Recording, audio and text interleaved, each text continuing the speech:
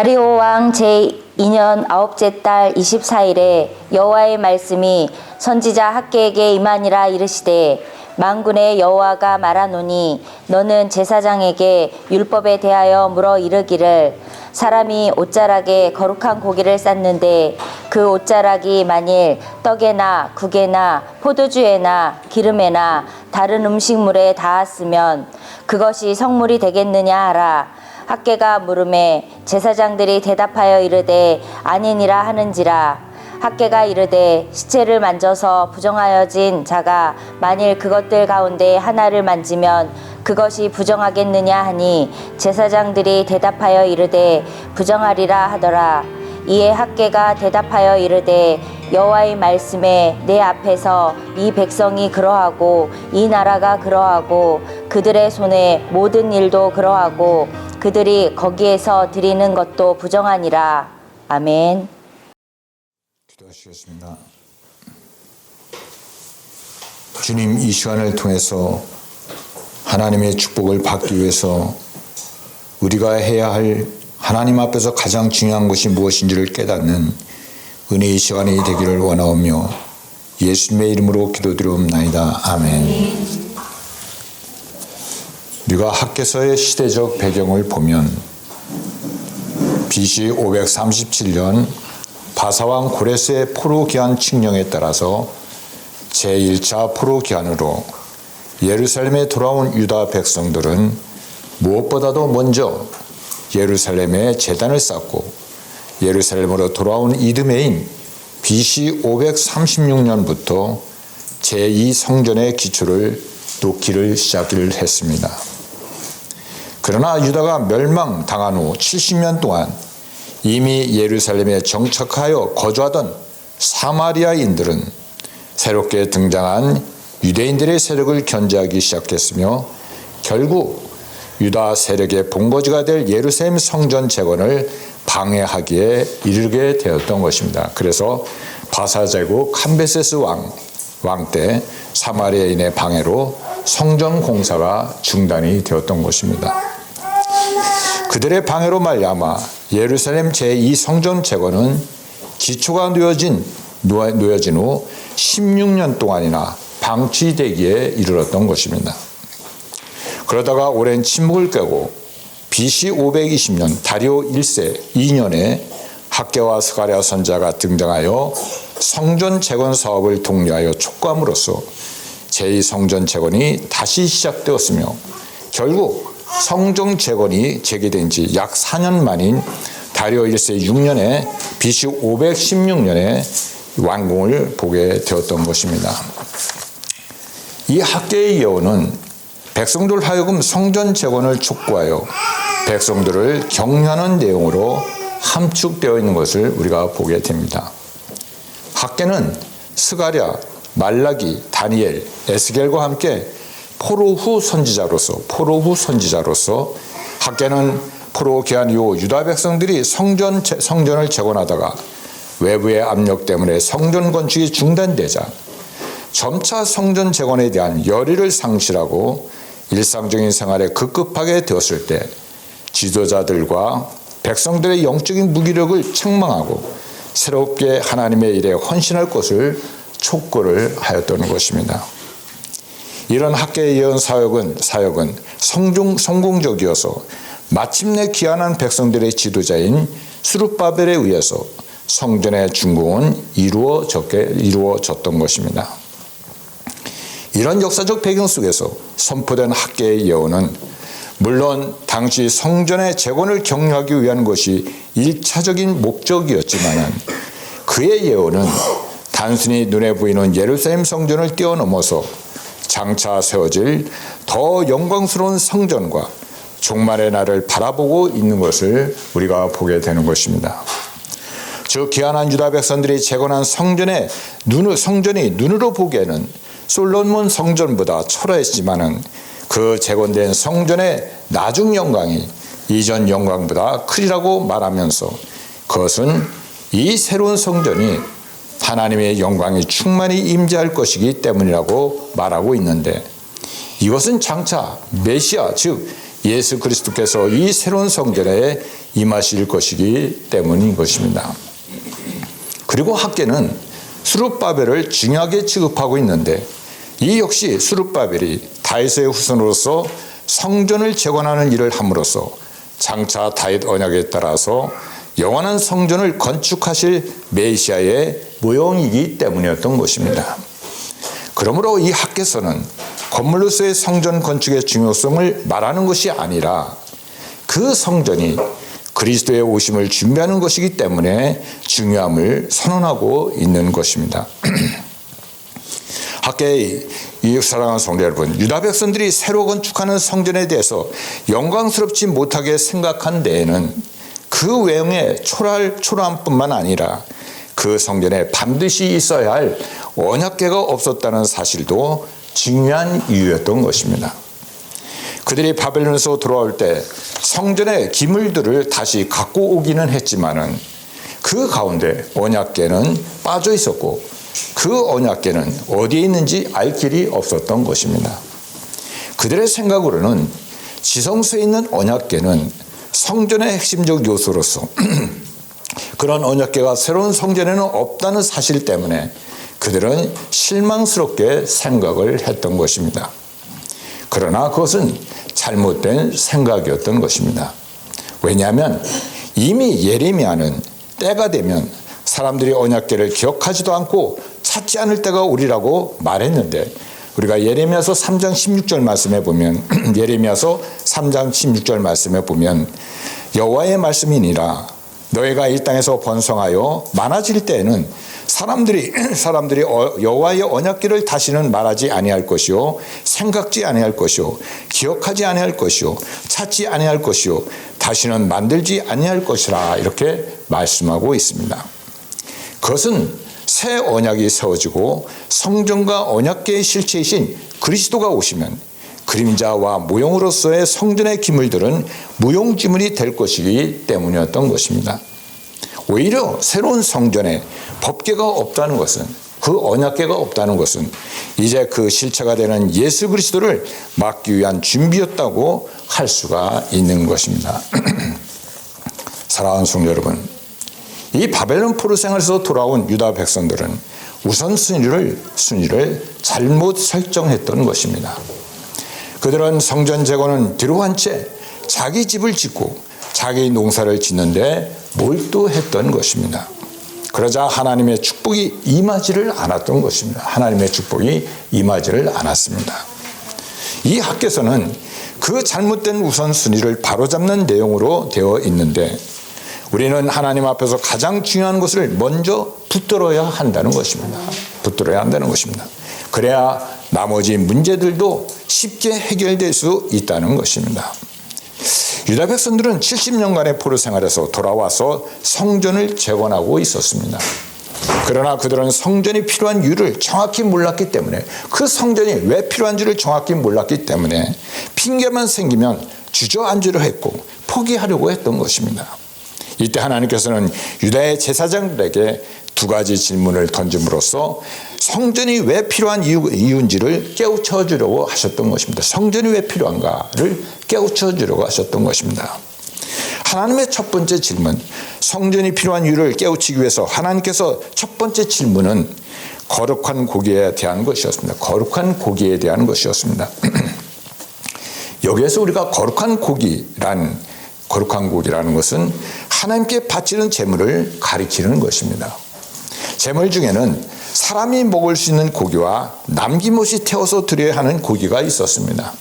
예를 들어서 우리가 속죄제에 드린 고기는 전부 태워야만 했던 반면에 하목제로 드린 고기는 내장에 붙은 기름만 태우고 나머지는 제사를 드린 백성과 제사장이 나누어 먹을 수가 있었던 것입니다. 근데 그 고기는 거룩한 고기이기 때문에 성전 안에서만 먹어야 했고 성전 안에서만 먹어야 했고 그 고기와 접촉하는 물건은 전부 거룩한 물건이 되었던 것입니다.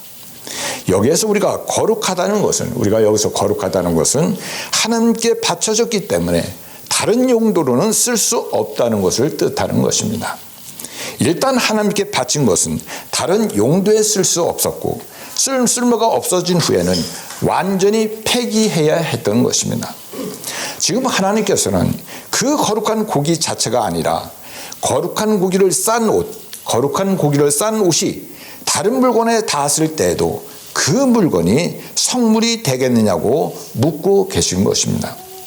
이에 대한 제사장들의 대답은 그렇지 않다는 것입니다. 우리가 가장 먼저 알아야 할 것은 거룩의 개념인 것입니다. 우리가 거룩이 무엇이냐? 거룩의 개념인 것입니다. 우리가 거룩하다는 것은 죄가 없는 상태를 가리키는 말로서 달리 표현하면 영적으로 건강한 것을 우리가 거룩하다는 것입니다. 영적으로 건강한 것입니다. 하나님께서는 그 개념을 두 가지 방법으로 가르쳐 주시고 있는데, 거룩한 개념의 첫째는 구약시대에는 죄를 지은 사람은 하나님 앞에 나가서 죄를 자복하고 짐승의 피를 흘려야 거룩해질 수가 있었습니다. 다른 방법이 없었습니다.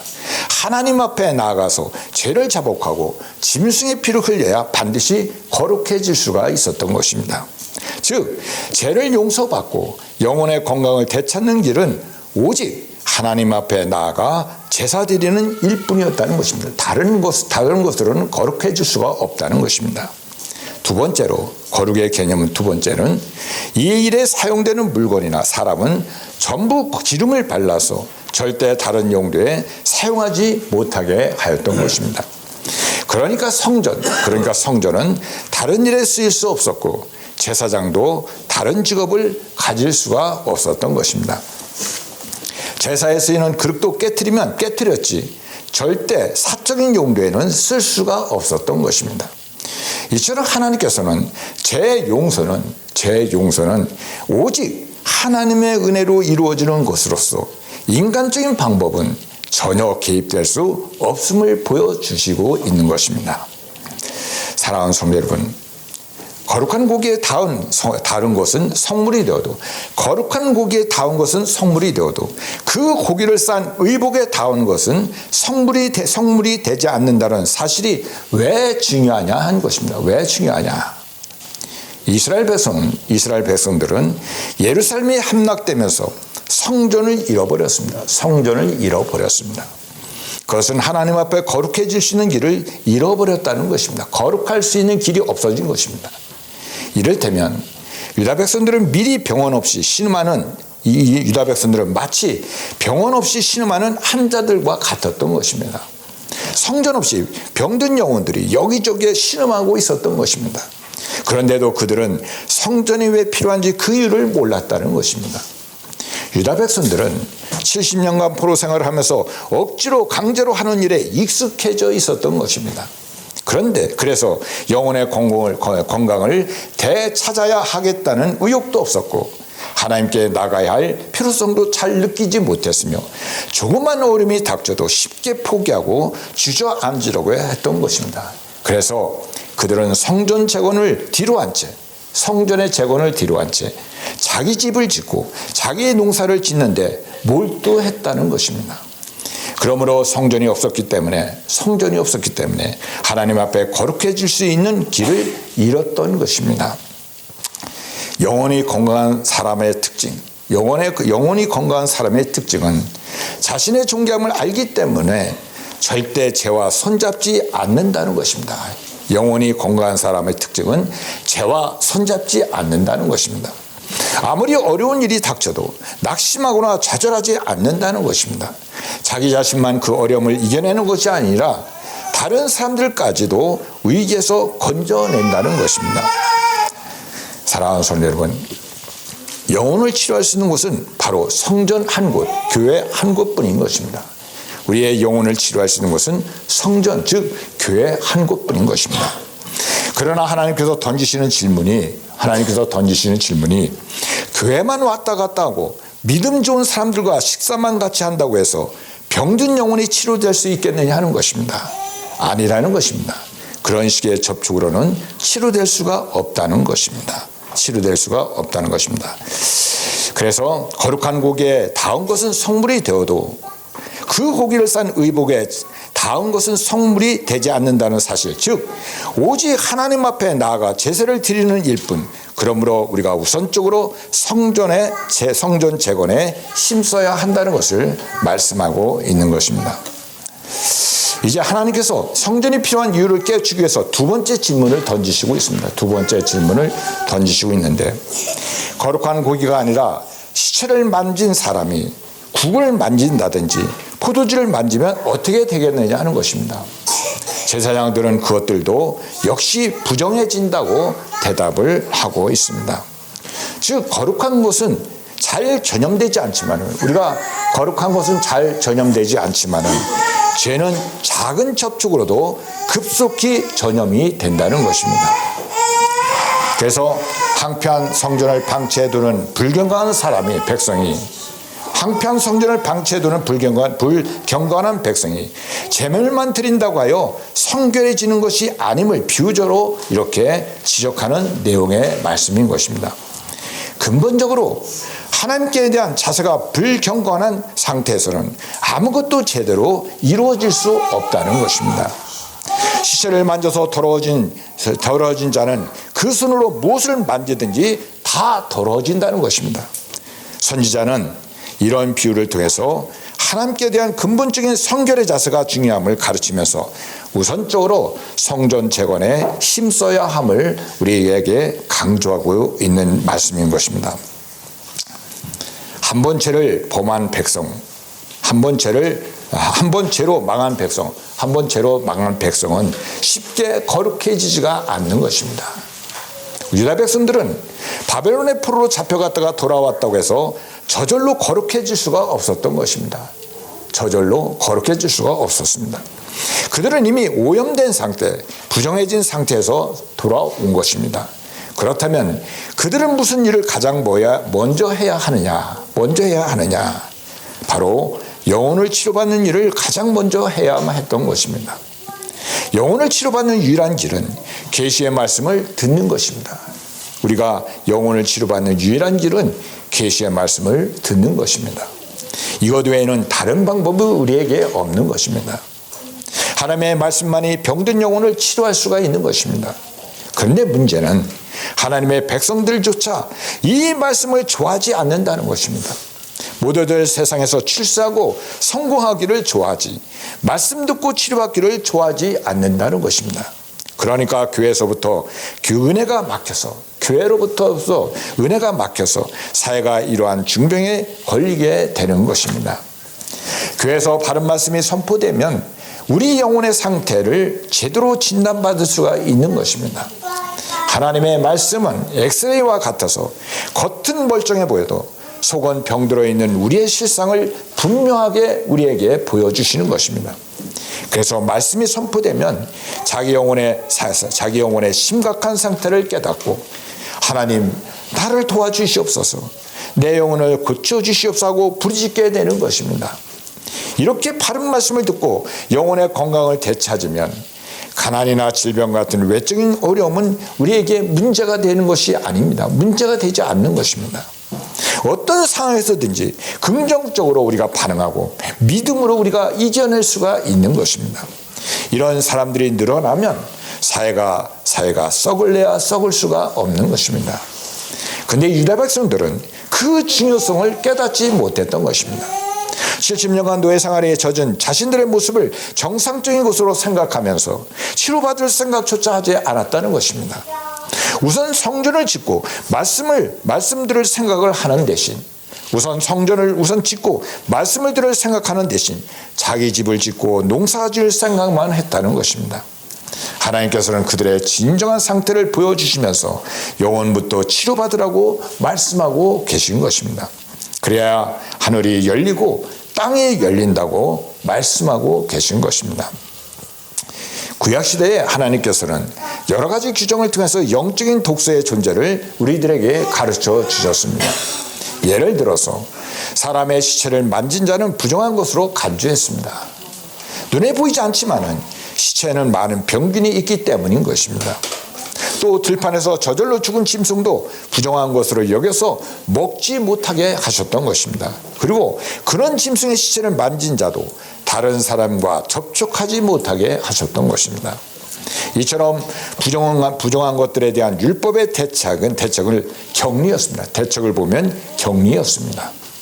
율법은 적극적으로 정결케 할 능력이 없었기 때문에 가능한 한 접촉을 금함으로써 부정한 곳에 영향을 주리려고 했던 것입니다.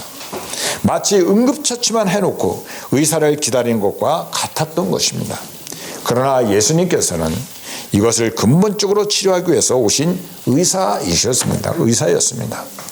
그래서 임시로 금지해놓고 격리해놓은 부정한 것들을 드러내고 만져서 예수님께서는 고쳐주셨던 것입니다. 이에 대해서 바리새인들은 주님을 맹렬하게 비난을 했던 것입니다. 네가 뭔데 율법을 범하느냐고 하면서 예수님을 공격했던 것입니다. 한 번은 예수님의 제자들이 손을 씻지 않고 음식을 먹었습니다. 근데 그 당시에는 그것은 대단한 비난거리였던 것입니다. 유대인들은 꼭 손을 씻고 음식을 먹었기 때문인 것입니다. 그들은 세균을 씻는다는 위생적인 의미에서가 아니라 그 손을 씻는 것은 죄를 씻는다는 종교적인 의미에서 손을 씻었던 것입니다. 사실 우리 영혼을 더럽히는 것은 위생적으로 불견한 그런 것들이 아닌 것입니다. 우리 영혼은 썩은 하수와 같은 것입니다. 시도 때도 없이 썩은 물이 솟아나오는 것입니다. 이것은 손을 씻는다고 해서 해결될 문제도 아니고 이런저런 정책을 세운다고 해서 해결된 문제도 아닌 것입니다. 바리새인들이 당신은 어떻게 제자들을 가르쳤기에 손도 씻지 않고 음식을 먹는 것입니까? 라고 공격했을 때 예수님께서는 사람의 입으로 들어가는 것은 더러운 것이 아니라 사람의 속에서 나오는 것이 더러운 것이라고 예수님께서는 말씀을 하셨던 것입니다. 즉 비위생적인 것이 사람을 더럽히는 것이 아니라 마음에서 끊임없이 솟아나오는 그 욕망과 악한 생각과 더러운 충동들이 사람을 더럽힌다는 것이었습니다. 예수님께서는 문제의 핵심을 정확하게 지적하셨던 것입니다. 거룩한 것과 부정한 것을 나누는 율법의 규정은 우리의 영혼도 불결한 것에 오염될 수 있음을 간접적으로 우리에게 보여주고 있는 것입니다. 근데 율법의 목적은 외부의 더럽고 악한 자극을 일시적으로 차단함으로써 죄가 더 퍼지지 않게 하는 것이 바로 율법인 것입니다. 율법의 규정인 것입니다. 그래서 율법은 대단히 소극적인 것입니다. 이것도 하지 말라고 하고 저것도 하지 말라고 하는 것입니다. 그나마 가만히 있는 것이 가장 죄를 덜 짓는 길이기 때문인 것입니다. 그러나 예수님께서 오신 목적이 무엇입니까? 예수님께서 오신 목적, 그것은 우리 속에 있는 죄성을 근본적으로 치료해서 건강하게 만드는 것입니다. 바벨론에서 돌아온 유다 백성들은 그 일을 준비하는 선발대였던 것입니다. 그들은 무엇보다도 먼저 무너진 성전을 재건함으로써 얼마 지나지 않아 약속하신 영혼의 의사가 오신다는 것을 온 세상 사람들에게 알려야 할 의무가 있었던 것입니다. 근데 중요한 것은 그 영혼의 의사가 지금 우리 가운데 계시며 말씀으로 우리를 치료하고 계신다는 사실인 것입니다. 우리는 그것을 증명해서 보여주어야 하는 것입니다. 죄나 분노로 인생을 망쳤던 사람도 말씀만 들으면 치료받을 수가 있는 것입니다. 그리고 그렇게 영혼이 건강해진 사람은 항무지도 옥토로 바꾸어 놓을 수가 있는 것입니다. 기독교 문화나 기독교 사회 윤리로는 병든 영혼, 병든 사연을 치료할 수가 없는 것입니다. 근본적인 치료책은 오직 복음뿐인 것입니다. 그동안 사람들은 먹고 사는 문제와 자녀들의 교육 문제에 급급한 나머지, 또 교회는 교회대로 성장에 급급한 나머지 가장 중요한 말씀을 소홀히 했던 것입니다. 그 결과 죄가 급속도로 퍼져서 사회 전체가 중병에 걸리고 말았던 것입니다. 그러나 지금도 늦지 않은 것입니다. 우리가 지금도 늦지 않았습니다. 우리만 정신을 차리고 다시 말씀을 붙들면 얼마든지 우리는 고칠 수가 있는 것입니다. 하나님께서 이처럼 거룩한 것과 부정한 것에 대해서 질문을 던지시는 것은 너희가 부정한 손으로 성전을 짓고 있기 때문에 이 일은 의미가 없다는 뜻이 아니라는 것입니다. 이 말씀을 하신 날은 다리오왕 2년 9월 24일로서 유다 백성들이 성전 건축을 재개한 지 꼭 석 달이 되는 날이었습니다. 그들은 자기 나름대로 열심히 제사를 드리고 예물을 바치고 있는데도 불구하고 하나님의 축복이 임하지 않는 이유를 이해할 수가 없었습니다. 자기들은 열심히 했는데 하나님의 축복이 임하지 않는 이유를 이해할 수가 없었던 것입니다. 그러나 하나님께서는 눈에 보이는 성전에서 형식적인 제사를 드리는 것만으로 거룩해질 수 없다고 말씀하고 있는 것입니다. 거룩한 고기를 쌓던 의복에 접촉했다고 해서 거룩한 고기를 쌓던 의복에 접촉했다고 해서 거룩해질 수 없다는 것입니다. 즉 교회만 왔다 갔다 하고 믿음 좋은 사람들과 식사만 같이 한다고 해서 병든 영혼이 치료될 수 없다는 것입니다. 그들이 정말 해야 할 일은 이 성전을 통해서 장차 오실 그리스도를 기다리는 것입니다. 성전이 아니라 성전의 실체이신 그리스도를 바라보는 것입니다. 그러면 시간을 초월하시는 그리스도께서 그들의 예배에 임하셔서 은혜를 주시고 모든 죄를 사하여 주실 뿐만 아니라 이 거대한 쓰레기 더미 같은 예루살렘을 온 세상의 비전과 소망을 주는 곳으로 바꾸어 주실 것이라는 것입니다. 믿음으로 예배드리는 자의 특징이 무엇입니까? 우리가 믿음으로 예배드리는 자의 특징이 무엇이라고 생각하십니까? 세상에 아무리 살기 힘들어도 두려워하지 않는다는 것입니다. 우리가 믿음으로 예배드리는 자의 특징을 보면 세상에 아무리 살기 힘들어도 두려워하지 않는다는 것입니다. 아무리 세상이 쓰레기장으로 변해 있어도 낙심하지 않는다는 것입니다. 그런 영혼이 건강하기 때문에 언제든지 하나님으로부터 새로운 능력과 재료를 공급받을 수가 있다는 것입니다. 그러므로 자신만 쓰러지지 않는 것이 아니라 세상에도 비전과 소망을 줄 수가 있는 것입니다. 예수 믿는 우리들이야말로 지금 우리가 예수를 믿고 있는데 예수를 믿는 우리들이야말로 이 시대의 비전이요 소망인 것입니다. 성전이 유다 백성들에게 해주는 일이 무엇이었습니까? 성전이 유다 백성들에게 해주는 일이 무엇입니까? 그들의 마음속에 믿음을 불러일으켜서 죄사함을 받게 하고 그리스도를 더욱 갈망하게 하는 것입니다. 그래야 하나님의 은혜와 축복을 받을 수가 있는 것입니다. 그들은 병든 영혼과 부정한 손으로 열심히 농사짓고 열심히 자식들을 키웠습니다. 그러나 그 결과는 너무나 형편이 없었던 것입니다. 그들이 참으로 하나님의 은혜와 축복을 받으려면 영혼의 치료부터 받아야 하는 것이었습니다. 우선순위가 영혼의 치료부터 받아야 하는 것이었습니다. 형식적인 예배, 우리가 형식적인 예배는 사람을 살리지 못하는 것입니다. 사람을 절대 살리지 못하는 것입니다. 학계는 먼저 이때까지 백성이 성결치 못했고 성전을 황폐히 버려두었으므로 제단의 제물을 하나님께 받지 않은 제단의 그 제물을 하나님께서 받지 않으셨으며 복도 내지 않으셨음을 가르치고 있는 것입니다. 이와 같이 형식적인 예배는 사람을 살리지 못한다는 것입니다. 우리가 진정으로 살아나려면 말씀의 수술을 우리가 반드시 받아야 하는 것입니다. 정확하게 선포되는 말씀 앞에 자를 것은 자르고 끊을 것은 끊는 대수술을 우리가 받아야만 하는 것입니다. 말씀의 모든 것을 걸고 부르짖으며 궁유를 간구해야 우리도 살 수 있고 세상도 살 수가 있는 것입니다. 이런 참된 예배만이 우리를 거룩하게 만들 수 있다는 것입니다. 사랑하는 성도 여러분, 오늘 하나님께서는 병든 마음으로 자꾸 다른 일을 할 것이 아니라 우리의 병든 이 마음으로 자꾸 다른 일을 할 것이 아니라 성전부터 세워서 바른 예배를 드리라고 말씀하고 있습니다. 바른 예배를 드리라고 말씀하고 있는 것입니다. 그러면 지금 우리가 세워야 할 성전이 무엇이겠습니까? 신령과 진정으로 예배드리는 공동체인 것입니다. 신령과 진정으로 예배드리는 공동체인 것입니다. 주님께서는 마태복음 18장 20절 말씀에 두세 사람이 내 이름으로 모인 곳에는 나도 그들 중에 있느니라고 말씀하고 있습니다. 이렇게 우리가 신실하게 말씀을 듣고 그 말씀을 절대적으로 실행할 때 하나님께서는 이 한편 세상을 옥도로 바꾸어 주시고 남을 성령과 은혜를 부어 주신다는 것입니다. 옥토로 바꾸고도 남을 성령과 은혜를 부어 주실 것이라는 말씀인 것입니다.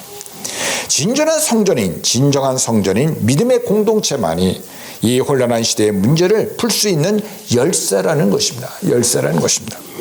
하나님의 말씀이 선포되는 공동체, 신실한 믿음으로 보이는 공동체만이 홍해를 가르는 능력과 축복의 열쇠라는 것입니다. 우리는 이것을 모른 채 부정한 손으로 이것저것 만지려고 할 때가 너무 많이 있습니다. 우리가 부정한 손으로 이것저것 만지려고 할 때가 너무나 많이 있습니다. 그 결과가 무엇이었겠습니까? 만지는 것마다 부정해지는 것입니다. 우리는 하루에도 얼마나 많은 죄를 지으며 얼마나 많은 사람에게 상처를 입히는지 모르고 있습니다. 우리는 하루하루 살면서 믿음 생활을 하면서도 우리는 하루에도 얼마나 많은 죄를 지으며 얼마나 많은 사람에게 상처를 입히는지 모르는 것입니다. 그러나 성령께서는 능히 모든 죄와 악한 생각을 치료하셔서 우리를 정결하게 하실 수 있는 것입니다. 몇 사람이라도 진정으로 하나님의 말씀을 사모하는 자들, 진정으로 하나님 앞에서 정결케 되기를 원하는 자들의 모이는 그곳에서 생명의 역사, 치유의 역사가 시작이 되는 것입니다. 사실 이런 공동체를 세우는 것은 대단히 어려운 일입니다. 대단히 어려운 일입니다. 일단 바른 말씀을 전하는 사람을 찾기가 매우 어렵습니다. 그뿐만 아니라 모든 구성원들이 죄에 가공할 위협을 깨닫고 말씀에 신실하게 헌신해야 하며 서로 정직하게 대해야 하는 것입니다. 아간처럼 죄를 숨기고 있어서도 안 되고, 우리가 아간처럼 죄를 숨기고 있어서 안 되고, 이 믿음의 공동체 안에서 아간처럼 죄를 숨기고 있어서도 안 되고, 아나리아와 삽비라처럼 돈으로 연양을 끼치려 해서도 절대로 안 되는 것입니다. 사람의 영혼이 치료되는 역사는 진정으로 하나님의 은혜로 사모하며 하나님의 축복만으로 살려 하는 사람들이 모일 때 일어나는 것입니다. 모일 때 일어나는 것입니다. 사람들이 그토록 몸부림을 치는데도 열매가 적은 이유가 무엇이겠습니까? 우리가 열심히 믿음 생활하면서 몸부림을 치는데도 열매가 적은 이유가 무엇이겠습니까? 부정한 손으로 일을 하기 때문이라는 것입니다. 나도 모르게 부정한 손으로 일을 하기 때문이라는 것입니다. 그러므로 우리가 해야 할 일은 이런저런 시도를 하기 전에, 여러 가지 일을 하기 전에 하나님의 순수한 말씀이 역사하는 공동체부터 우리가 세우는 것입니다. 그러면 우리의 병든 마음이 치료되면서 감사와 기쁨이 흘러나오고 우리의 모든 삶의 의미를 가지기 시작하는 것입니다. 생명의 역사는 성전에서 흘러나오게 되어 있는 것입니다. 성전에서부터 흘러나오게 되어 있는 것입니다. 이 성전에서 생명의 강물이 흘러나와 죽음의 바다로 들어갈 때 물고기들이 살아나기 시작하며 생명나무의 열매가 맺히기 시작하는 것입니다. 이 시대를 우리가 살리고 싶습니까? 그렇다면 우리가 말씀을 먼저 선택하시기 바라는 것입니다. 이 나라를 진정으로 사랑하고 있습니까? 그렇다면 참성전, 위선적이지 않은 신실한 공동체부터 우리가 세우시기를 바라는 것입니다. 그러면 쓸데없는 데 시간을 낭비하지 않게 될 것이며 의미 없는 일로 방황하지 않게 될 것이며 이 사회 또한 적각거리 흐르는 땅으로 변화되는 역사가 반드시 일어난다는 사실을 깨닫는 우리 코스모스 성도님들이 다 되시기를 간절히 축원드리는 것입니다. 기도하겠습니다. 사랑의 주님, 말씀의 모든 것을 걸고 부르짖으며 궁의를 간구해야 우리도 살고 세상도 살 수 있으며 이런 참된 예배만이 우리를 거룩하게 만들 수 있음을 깨닫습니다. 우리 코스모스 선교교회가 하나님의 말씀이 선포되는 공동체, 신실한 믿음으로 모이는 공동체로서 능력과 축복의 열쇠가 되게 하여 주시옵소서. 예수님의 이름으로 기도드리옵나이다. 아멘.